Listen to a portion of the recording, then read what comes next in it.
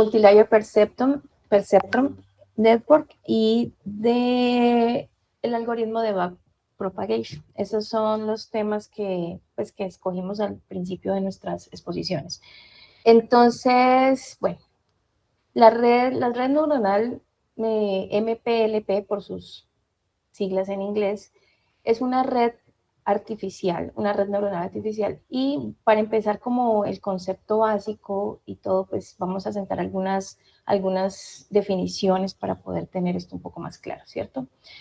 Una red neuronal artificial pues es un modelo matemático que está inspirado en el funcionamiento del cerebro humano y sirve para hacer tareas a partir de unos datos de entrenamiento, como por ejemplo para clasificación, para predicción, para reconocimiento de patrones, y están formadas por estas unidades que se llaman neuronas, que son el perceptrón, y se organizan de una forma estructurada para conectarse entre sí y pasarse la información. Entonces voy a iniciar con esta red básica, que es la red perceptrón simple, que fue más o menos en 1957, fue cuando se inició con el estudio de este tipo de neuronas, y es uno de los primeros modelos computacionales de redes neuronales. Esta es la base de las redes más complejas que conocemos ahorita, y es un modelo muy simplificado de lo que es una neurona biológica. Entonces tratemos de recordar un poquito el concepto, para entenderla un poquito, el concepto de regresión lineal, que es lo que nosotros hemos visto cuando tenemos, por ejemplo, muchos datos y tenemos una relación lineal entre ellos. Entonces, esta regresión lineal es un modelo también que busca encontrar una recta que se ajuste lo mejor que se pueda a un conjunto de datos a partir de ajustar su pendiente y su intercepto. Entonces, por ejemplo, en este gráfico que está aquí a la izquierda, ustedes pueden ver que tenemos unos datos experimentales, por ejemplo, de una sola variable, que es, en este caso, el nivel de azúcar en la sangre de un paciente, y cómo está relacionado con la cantidad de insulina que se le debe proporcionar a ese paciente, por ejemplo. Y si graficamos estos datos, la idea pues también es encontrar una relación entre ellos. En este caso, por ejemplo, podemos encontrar una relación de una línea recta que se ajusta lo mayor que pueda a estos datos. Y cuando decimos que se ajusta lo mayor que pueda, es que aquí lo que se trata es de que todos los datos pues estén lo menos separados posibles de esta recta que estamos generando. Esta ecuación que ustedes, pues que nosotros sabemos que se genera aquí, por ejemplo, es una ecuación de una línea recta como conocemos nosotros, con su pendiente y su intercepto en el eje Y. Y para entrar un poco más en la terminología de redes neuronales, a esta pendiente la vamos a llamar peso, W-weight, y a esta pendiente la conocemos como vías o intercepto, perdón, al intercepto lo conocemos como vías o también como el sesgo, ¿no? El ajuste, entonces, lo que se intenta es operar sobre estos residuales, ¿cierto? Sobre estos datos, sobre esas diferencias de esos datos que tenemos entre la línea y nuestros datos reales. Y la idea es minimizar esa diferencia. Entonces, el método que nosotros hemos utilizado generalmente es el método de los mínimos cuadrados cuando tenemos estas relaciones lineales. Y a esta función de donde aquí tenemos nuestro valor real, aquí tenemos la diferencia entre nuestra predicción o la predicción de la recta o de la recta como tal, con ese valor real al cuadrado, y esa sumatoria de todos los datos la conocemos como una función de costo, una función que se quiere minimizar y que queremos que sea la menor, la más pequeña posible. Y al minimizar esto, pues nos permite encontrar esos valores adecuados de W, que sería el peso, y de vías, para encontrar el ajuste, pues el que nos genere ese menor error. Entonces podemos iniciar suponiendo que una neurona lo que hace es que cuando le llega una variable de entrada, la neurona es esa función matemática que toma esa entrada, la multiplica por el peso y le suma ese intercepto. Bueno, aquí no tengo la figurita, pero llega el peso, la multiplica por la X o por la variable y le suma el sesgo. Estamos diciendo entonces que la neurona como tal es quien implementa esa operación, ¿cierto? Esa operación de regresión lineal. Y además de eso, vamos a ver ahora que aplica otra cosa que se llama una función de activación para producir una salida realmente.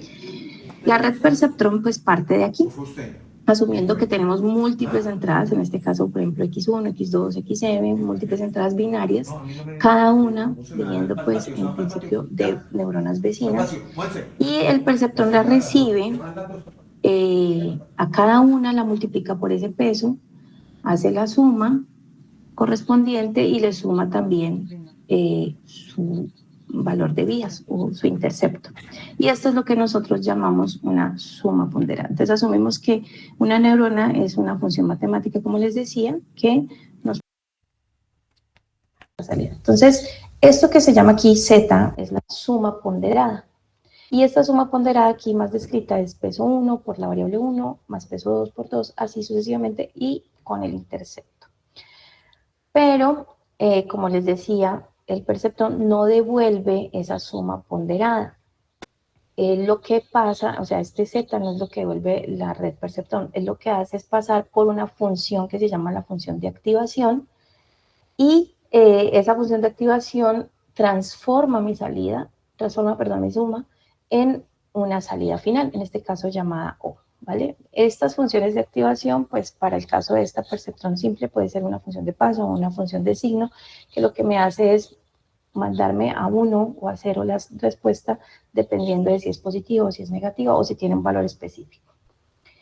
Esta función de activación es esencial y lo vamos a ver más adelante con más detalle porque le permite a esta neurona pues modelar unas relaciones no solamente lineales, como vamos a ver, sino que también le permite ver cómo es la salida, ¿no? Y depende mucho de los valores de la entrada, de la salida que se esté buscando y de la simplicidad que nosotros también queramos con nuestra red. ¿Listo? Entonces podemos resumir aquí que nuestra salida, pues la ecuación que está generando nuestra red perceptrón es una salida que es una función de activación aplicada sobre una suma ponderada de pesos con sus respectivas entradas más el intercepto. Entonces esta digamos que es la ecuación de nuestro perceptrón simple. Aquí pues les presento un algoritmo de la red de perceptrón. Aquí se ve entonces que tiene su entrada, tiene un número de veces que se hace la repetición y para cada salida, para cada época, como dice aquí, se hace esta suma ponderada y se verifica la salida. Si es tal, pues, devuelve 1 y no. Y ahí se empieza a evaluar qué tan aproximada es mi función de error y se trata de minimizar dependiendo del número de veces que queramos que se repita. Bueno, entonces a partir de este concepto viene el concepto de ya una red perceptrón multicapa, que es pues una red más potente que la perceptrón simple, porque puede resolver problemas más complejos, además de, como por ejemplo, no lineales, y consiste en múltiples capas de perceptrons. Al menos tiene que tener 3 capas, como vemos en esta figurita. Una capa que se llama la capa de entrada, las capas intermedias, que pueden ser tantas como queramos, que se llaman las capas ocultas, y la última capa que se llama la capa de salida. Y cada capa opera sobre, estas capitas están operando sobre las salidas de las capas inmediatamente anterior. Entonces, aquí, por ejemplo, vemos que cada una de estas capas y cada una de estas neuronas que hacen parte de cada una de estas capas está operando o hace la función sobre cada una de las neuronas previamente activadas. Las capas ocultas pues se llaman ocultas pues porque no son visibles en la red, o sea, solamente son visibles la interna, la primera salida y la última, la de la salida, la entrada y la de la salida. Y el proceso por el cual estas capitas, estas entradas ingresan a la red se llama forward propagation o propagación hacia el frente. Aquí lo que queremos decir es que todos estos datos se envían capa a capa, una por una, y realizan las operaciones cada neurona hasta la última capa de salida. La clave está aquí que cada neurona recibe, como les decía, la salida de la previa de las neuronas que están en la capa previa a ella. Y cada neurona realiza la propia suma, cada una realiza su suma ponderada en ella, excepto pues obviamente la capa de entrada. Y para que este cálculo que ustedes ven aquí, que es exactamente lo que les estoy diciendo, o sea, es la suma ponderada de la capa anterior, L y L-1, aunque esta notación va a ser un poco más clara más adelante, pero cada una de las sumas ponderadas de cada neurona más el sesgo, se le aplica la función de activación. Y esto es una sola red, esta es una sola neurona de la capa que estamos trabajando. Cuando se quiere hacer el cálculo un poquito más eficiente, y para usar librerías como por ejemplo las librerías NumPy, se escriben estas ecuaciones en forma vectorial. Y ahí tenemos una relación vectorial entre el vector de pesos de cada una de las capas, las activaciones de la capa previa y los sesgos de la capa que estamos hablando. Ahí encontramos el vector de sumas ponderadas y asimismo la activación o el vector de activación se hace al aplicar la función de activación sobre esta suma ponderada. Bueno, sin embargo, hay algo que todavía no se ha tomado en cuenta, que es, bueno, ¿y cómo hace una red perceptrón multicapa para saber qué peso es el que va a aplicar en esas capas ocultas? Y cuál es el sesgo también para hacer el error mínimo, para hacer el mejor resultado. Entonces, la respuesta es que lo vas a ir aprendiendo y no es como muy evidente, ¿cierto? Porque de hecho esto fue muy difícil y no fue muy claro por muchísimo tiempo cómo entrenar estas redes para set de datos específicos. Y pues en la red simple se sabía que era simplemente actualizar estos pesos cada iteración, ¿cierto? Y no porque teníamos simplemente la entrada, los pesos y la salida, era una relación directa, pero aquí no, porque las capas ocultas no afectan directamente la salida y el entrenamiento pues no se está revisando, no se está teniendo en cuenta, no se pierde. Aquí pues entre los datos que encontré es que esto se tomó más o menos 30 años después de la creación de las redes Perceptron en 1986 y fue cuando Rumelhart y pues el equipo de trabajo de ellos introdujeron el concepto del algoritmo de backpropagation para entrenar estas redes multicapa.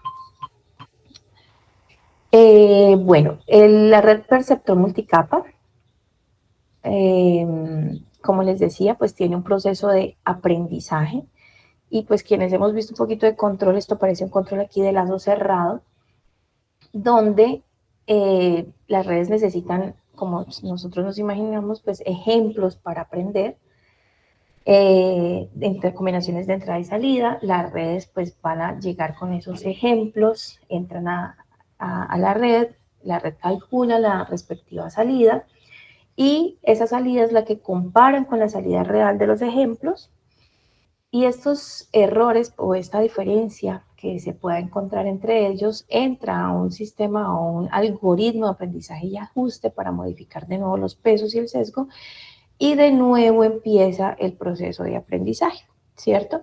Pero aquí este paso que es clave, que es cuando el algoritmo ajusta estos pesos y además modifica los valores de W y B, pues este es el que es importante porque aquí es donde se utiliza esta combinación de descenso en gradiente y el método de retropropagación, que es backpropagation. Pero ya vamos a entrar un poquito más adelante. Solo como para finalizar los conceptos de MLP o de red perceptor multicapa, hace rato hablamos de las funciones de activación y que dijimos que eran muy importantes, ¿cierto?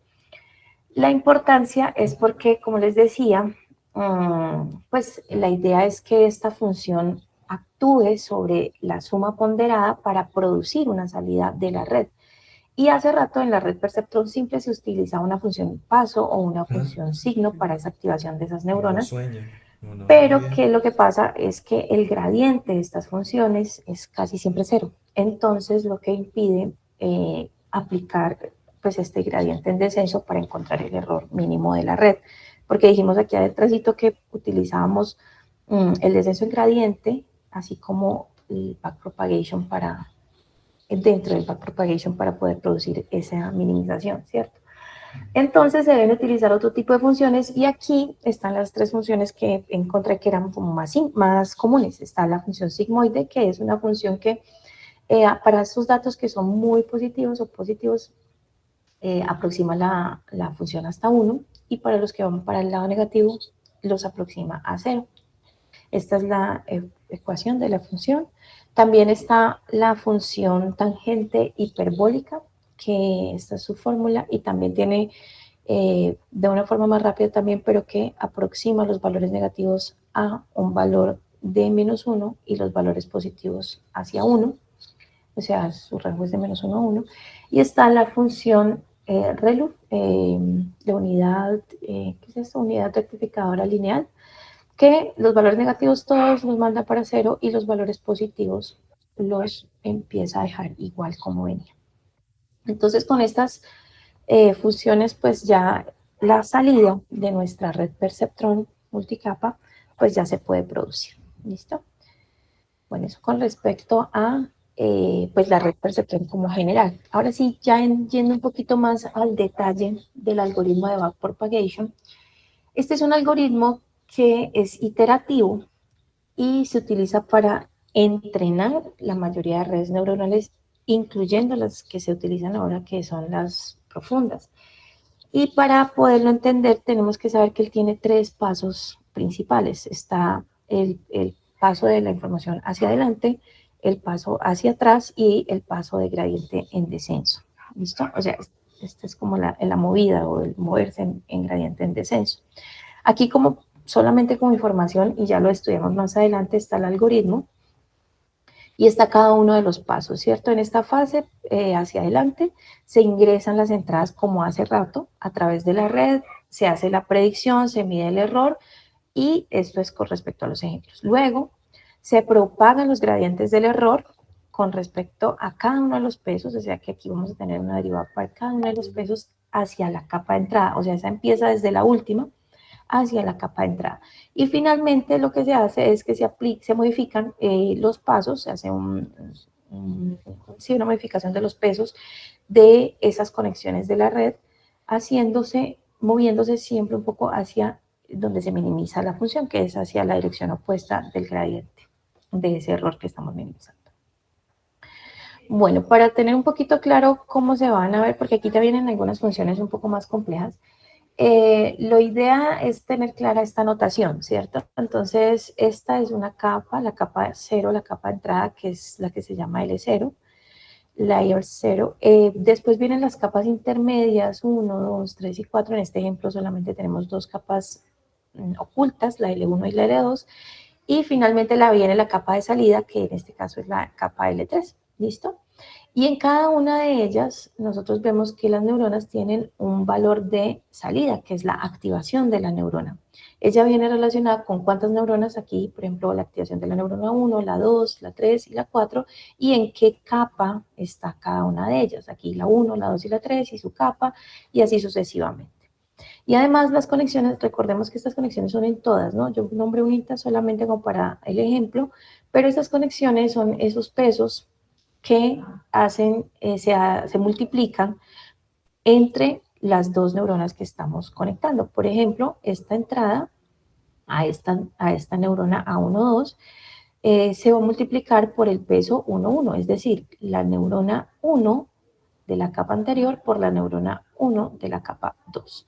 Y así, por ejemplo, esta es la neurona 2, este es el de aquí, de la capa anterior por la neurona 1 de la capa que estamos hablando, la 2 con la 2 y así sucesivamente. Entonces hay que tener en cuenta estos índices para poder trabajar. Entonces la activación, que ya hemos visto hace rato, es la función de activación multiplicada por esa suma ponderada que trabajamos de todas las redes. Bueno, aquí, perdón, qué pena con usted. Aquí entonces tenemos esta función de activación y me perdió la palabra. Bueno, esta función de activación activando la neurona es allá ya en la casa para donde hacer un está poquito más Gloria concreto este ejemplo aquí. y la Ponemos distrajo el y se sesgo, volvió como a lo conectar y ponemos dijo, uy, se me fue la directamente como paloma. un peso más, ¿no es cierto? Y lo multiplicamos por 1. Bueno, vamos aquí. Aquí yo lo que quiero mostrarles es el paso ahora hacia adelante, perdón, hacia atrás. Nosotros ya vimos hace rato que lo que necesitamos es minimizar esa función de error. Y esa función de error la tenemos, la hacemos, mejor dicho, en función de los pesos que tenemos en cada una de las capas. Ahora sí, esto es para un conjunto de datos. Por ejemplo, si tenemos en el conjunto de datos, cada una de estas funciones de error tiene una función que se llama la función de pérdida. Hace rato vimos, por ejemplo, que la función de pérdida de nuestra regresión lineal, pues era esa función de diferencias al cuadrado, y dependiendo pues del tipo de trabajo, de respuesta que yo quiera, pues voy a utilizar diferentes funciones de pérdida. En este caso, por ejemplo, es para una ecuación, por ejemplo, de binaria, en este caso es para cuando tenemos multimodal, en fin. Entonces, esta ecuación, este error, función de pérdida, depende del trabajo en el que estamos enfocados. ¿Listo? Bueno, entonces les decía que la idea es minimizar este error, ¿cierto? Es decir, vamos a utilizar una función que nos minimice ese error y para nosotros es el descenso en gradiente. Perdón, un segundito. Eso aquí. Listo. Esta función de descenso en gradiente, eh, pues lo que nosotros ya recordamos un poquito, a ver si yo vengo aquí un poquito más por adelante. No, aquí no está. Bueno, esta función de descenso en gradiente, entonces lo que me permite, lo que tenemos que hacer es las derivadas parciales de esta función de error con respecto a cada uno de los pesos, ¿cierto? Y ese cálculo de estas derivadas parciales de los pesos en estas capas ocultas no es para nada trivial porque esos pesos, como les decía, no afectan la salida directamente. Entonces, para direccionar, para hacer este problema un poco más fácil, lo que utilizamos, lo que se utiliza es la regla de la cadena de las derivadas para establecer esas relaciones entre los gradientes. Desde el error, ¿cierto? Desde la capa que estamos con la capa que sigue a esa capa, a nuestra capa. Entonces, esa ecuación que nos hace la relación de las derivadas parciales en cada una de las capas es la que se conoce como la regla de delta, que es la que nosotros estamos viendo acá. Bueno, la verdad es que viene un cálculo un poco más, pues más denso de cómo sacar las derivadas parciales en cada una de los pesos y cómo éstas se relacionan con pues con los parámetros de nuestras ecuaciones anteriores. Entonces, al final, pues omití un poco ese paso para llegar a esta relación, pues que es la que realmente muestra cómo es la relación entre las capas que estamos trabajando y las capas anteriores. Vean un segundito, yo, esperen, es que me están interrumpiendo una cosita que, pero ya, un segundito, por favor.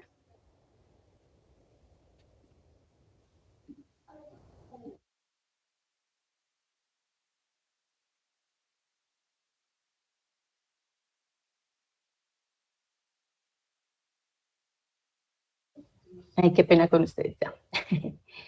Bueno, aquí en esta entonces, en esta gráfica, lo que quería mostrar pues era esas relaciones que hay entre los deltas, o esta regla de delta, o el delta, así que nosotros encontramos con la capa que está justo anterior a ella, y cómo esta se relaciona con los pesos o las variables que nosotros queremos realmente modificar, ¿cierto?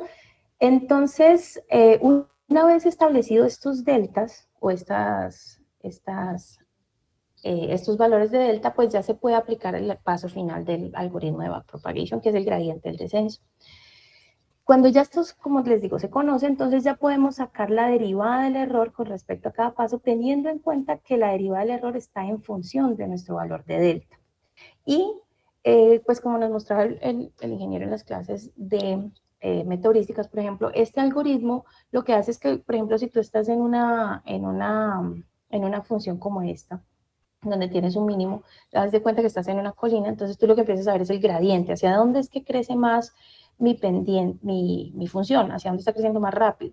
Y aquí lo que hacemos es irnos a la dirección opuesta de ese gradiente de esa función que queremos minimizar. Entonces, en algún momento vamos a seguir bajando y bajando y bajando hasta que ya no encontremos un punto donde vayamos a bajar más, porque ya estamos en el mínimo que podemos encontrar, y así se minimiza la función de error de nuestro sistema. ¿Listo? Entonces, ¿cómo se hace? Entonces, una vez se encuentran esta valor de delta, pues empieza a encontrar el gradiente, es decir, la derivada aquí, que está en estos términos, y a ese valor le aplicamos y lo vamos bajando un valor de aprendizaje, un rango de aprendizaje que nosotros decidimos, cada tanto nos queremos mover, si queremos mover muy rápido hacia abajo o un poquito menos. Y ese es el valor que vamos actualizando en nuestra capa y en los valores de pesos de nuestra capa.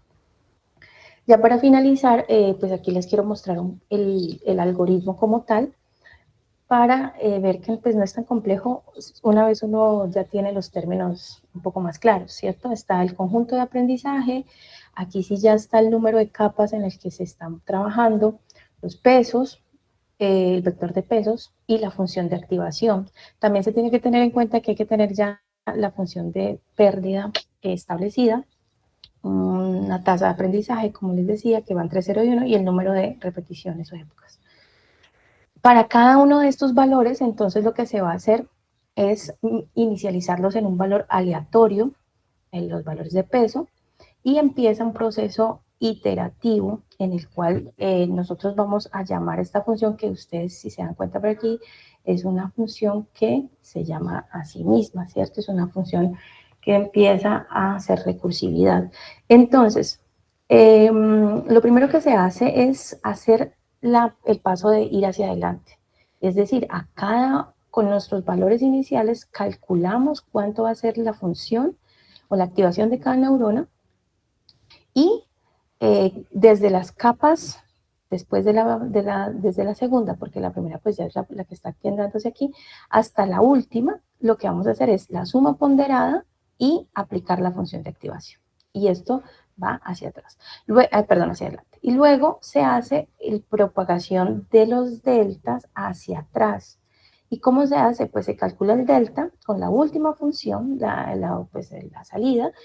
Aquí es la derivada de la función de activación, entonces a veces la capa de salida, pues no, a veces generalmente tiene una función bien diferenciada dependiendo de lo que necesitemos. Y de ahí para atrás se empieza a hacer la función iterativa del cálculo de cada uno de los deltas. Y cada vez que se tiene, pues se va actualizando, después de que se hace la primera vez, la segunda y la tercera, se va actualizando los pesos en esta ecuación que está acá. Entonces, ese pues es el algoritmo en general de el backpropagation. Bueno, entonces por ahí es como la explicación general. A mí me gustaría mostrarles un ejemplito. Bueno, este que está aquí, estaba con un error que no sabe aquí. Este es un código pues que ya encontré de un profesor, y él lo que hace aquí es una aplicación de la librería Scikit-learn o Sklearn para poder encontrar una multicapa perceptron, para poder aplicar, una multicapa perceptron. Aquí él utiliza un dataset que es para reconocimiento de caracteres, un dataset bastante conocido. Aquí nos da pues el cargue del ejemplo, nos hace un dibujo pues para ver cómo es la figura que se va a reconocer, se entran las salidas y las entradas y las salidas. Y aquí pues lo que yo quería mostrarles es pues que él encuentra esta es una con 300 capas, con una capa oculta de 300 neuronas. Y lo que me parece interesante es que él hace pues todo el modelo, saca la matriz de confusión para este modelo, y nos imprime los coeficientes que él ha encontrado para bueno, esta última no la puedo encontrar. Pero este es bien interesante y me gustaría pues también que ustedes lo vieran como un ejemplo de aquí. Y el que estoy intentando hacer ahora, pero que no he podido, es un ejemplo en el que se hace un backpropagation con números reales. Entonces aquí yo estuve viendo Se carga el ejemplo con los datos iniciales de pesos. Estoy intentándolo hacer todavía. Cuando lo tenga se los mando. Aquí se calcula la suma ponderada y se le aplica la función de activación a cada una de esas. Aquí se utiliza la sigmoide. Se calculan los deltas para la capa de salida y después se hace la retropropagación para calcular los deltas en las otras capas y finalmente se utiliza el descenso en gradiente. Entonces este ejemplo numérico también me gustaría pues probarlo para que al final, bueno, aquí hace otro paso para el del sistema. ¿Listo? Entonces pues eso es lo que tengo para presentar hoy. No sé si tengan preguntas. Muchas gracias. Muchas